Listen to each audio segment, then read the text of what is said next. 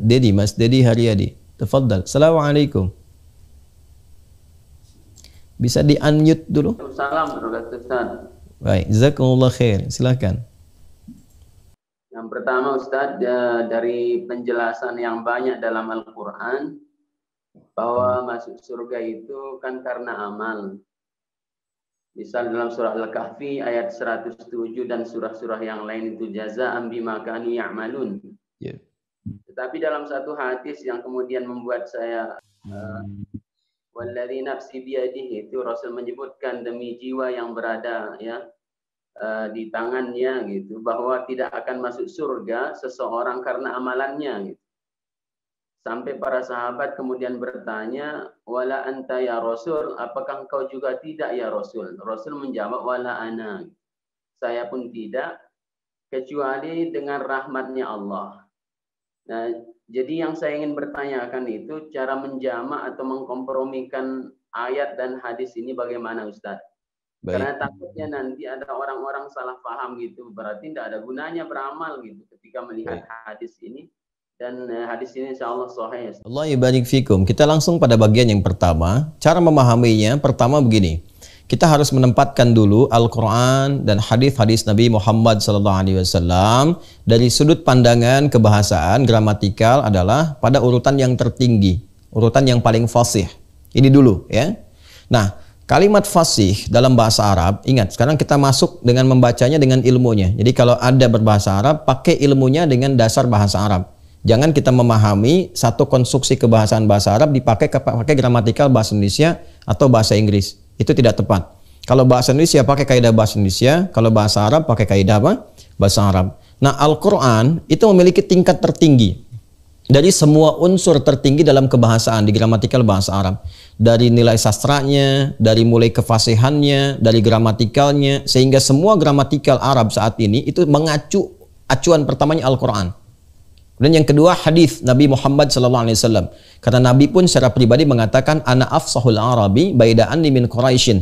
Saya orang Arab yang paling fasih dan saya termasuk dari kalangan Quraisy. Sedangkan Quraisy itu standar ya menjadi parameter tingkat kefasihan berbahasa pada saat itu. Jadi yang pertama adalah Al-Quran, yang kedua hadis, baru nanti setelah itu syair-syair orang Arab.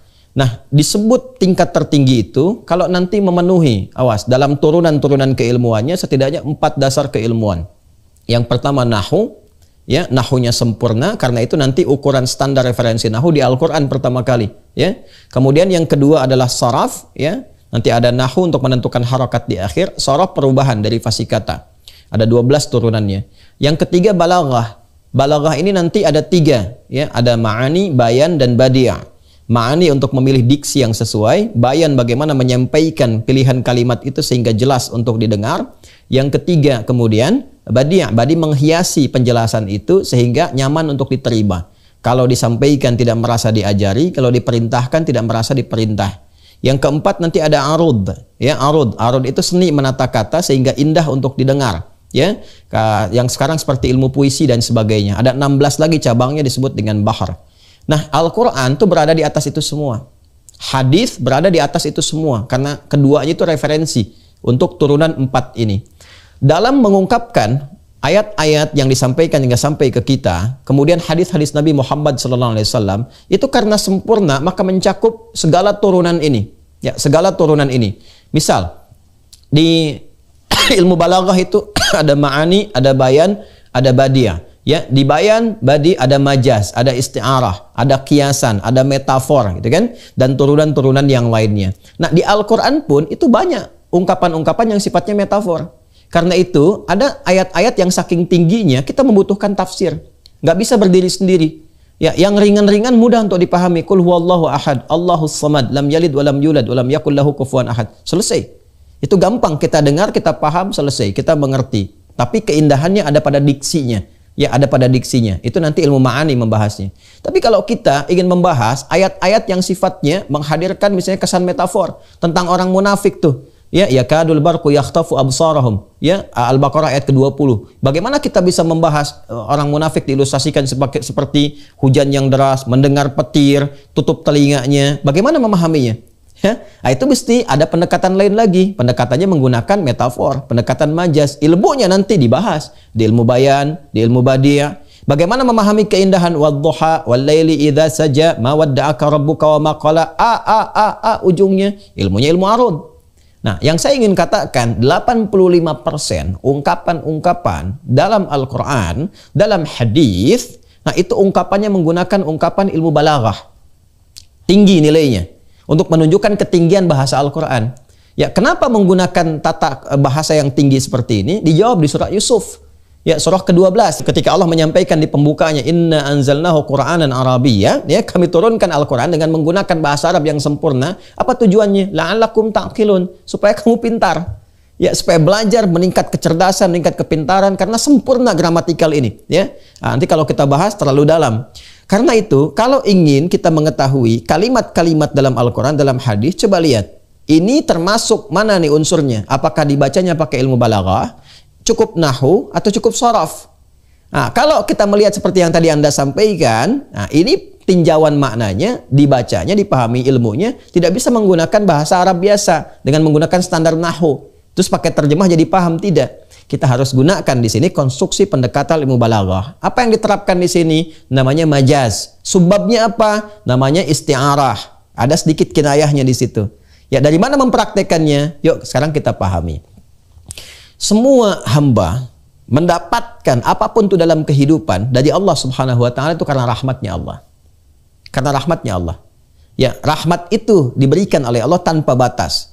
Yang spesifik dalam konteks kehidupan dunia, rahmat dengan udara, rahmat dengan kesehatan, rahmat dengan kebaikan, dibuat hukum sunatullah dalam berkehidupan, itu sifat yang memberikan semua rahmat itu disebut dengan Rahman namanya.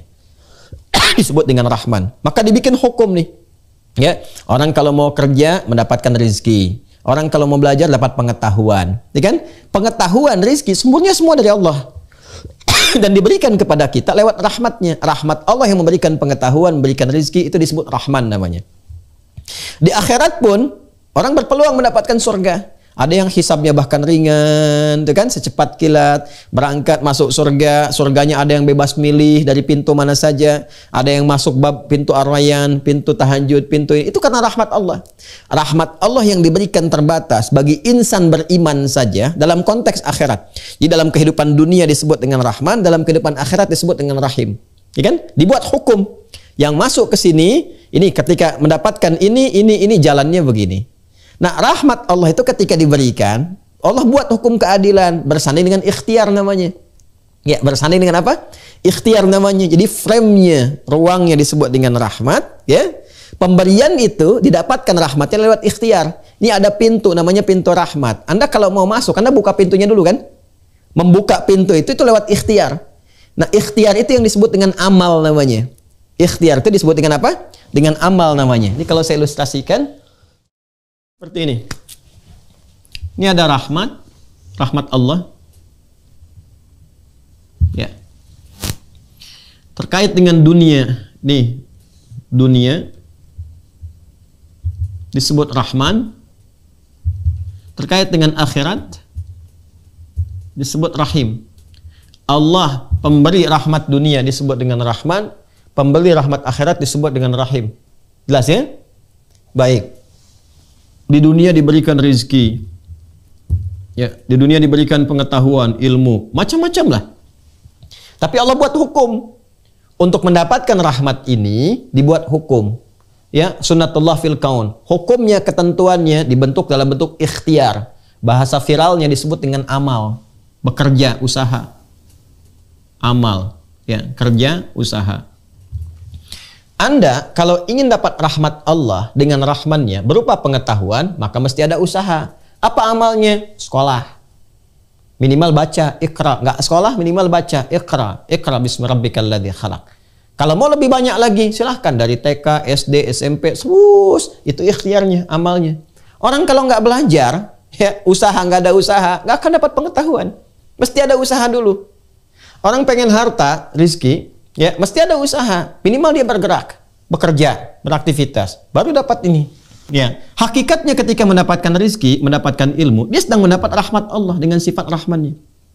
Ya, jadi hakikatnya yang dia dapatkan rahmat Allah. Jadi kalau orang nggak dapat rahmat Allah, nggak mungkin dapat pengetahuan. Kalau orang nggak dapat rahmat Allah, nggak mungkin dapat rezeki. Karena semua rezeki dan ilmu itu sumbernya dari rahmat Allah dengan sifat rahmannya. Cuman cara mendapati itu lewat amal. Ya. Akhirat juga sama, diberikan hukum oleh Allah. Ya kan? Apa kenikmatan akhirat? Surga. Apalagi ringannya hisab. Hisaban yasira.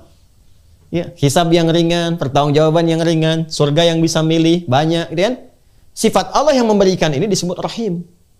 Memberikan rahmatnya lewat sifat rahimnya. Dibuat hukum, ada ikhtiarnya. Apa itu? Ibadah. Ya. Ibadah itu, sesuatu menjadi ibadah ketika amalnya diridhoi oleh Allah. Amal yang diridhoi disebut dengan saleh, namanya amal saleh. Jadi ikhtiar kita untuk mendapatkan rahmat Allah itu melalui amal soleh.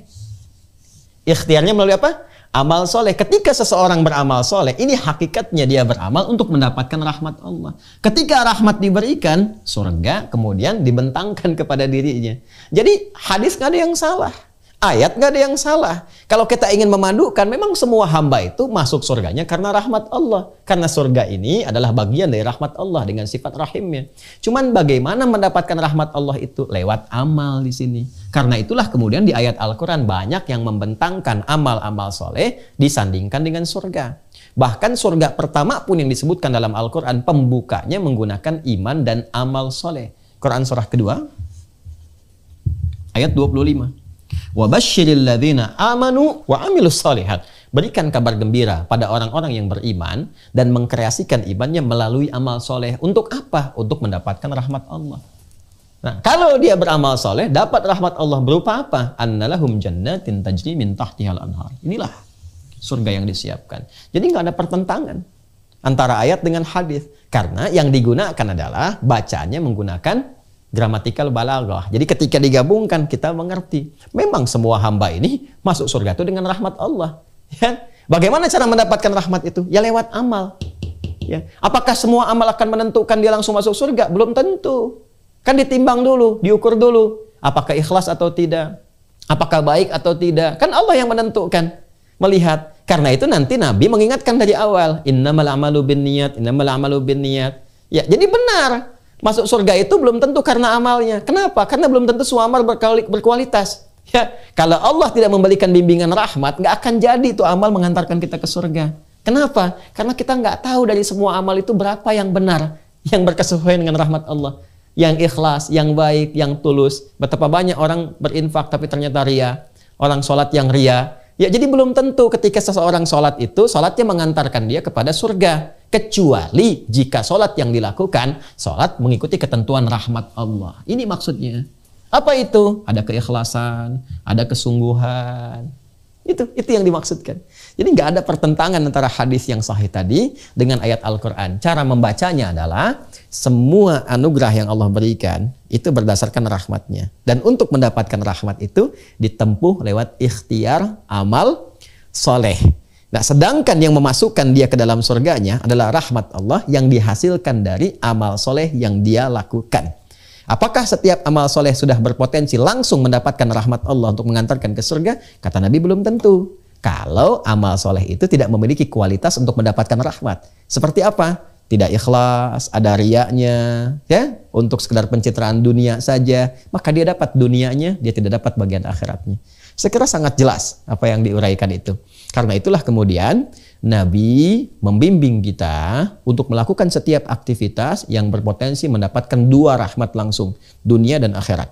Jangan sampai dunia dapat, akhirat tidak, atau sebaliknya. Karena itulah Nabi mengatakan, kullu amrin dzibalin la yubda'u fihi bi bismillahirrahmanirrahim. Itu rahasianya kenapa kita memulai sesuatu dengan bismillahirrahmanirrahim. Mau makan bismillahirrahmanirrahim. Kenapa? Supaya di makanan ini ada rahmat. Kalau ada rahmat, jadi energi. Kuat dipakai ibadah, pakai sholat, pakai baca Quran, pakai belajar, pakai kerja. Ketika dikerjakan, bismillahirrahmanirrahim, dapat poin akhirat, tuliskan pahalanya. Ini yang dimaksudkan jadi hasanah. Ya, itu yang dimaksudkan Al-Baqarah ayat 201. Wa minhum may yaqulu rabbana atina fid dunya hasanah wa fil akhirati hasanah wa qina adzabannar. Jelas ya? Nah, jadi kalimatnya jangan dipotong. Jangan berhenti di sini. Semua nggak akan masuk surga, ya kan? Nah, kecuali Hanya rahmat Allah saja. Lalu ada salah paham tidak? Cara membaca hadis Nabi ini, Nabi benar, nggak ada yang keliru. Cara membacanya adalah dengan menggabungkan konsepsi tadi. Ya, jadi cara menafsirkan kalimat Nabi ini, cara memahaminya, semua itu akan masuk surga dengan rahmat Allah Subhanahu wa taala. Karena rahmatnya. Ya. Kemudian rahmat itu diikhtiarkan lewat amal.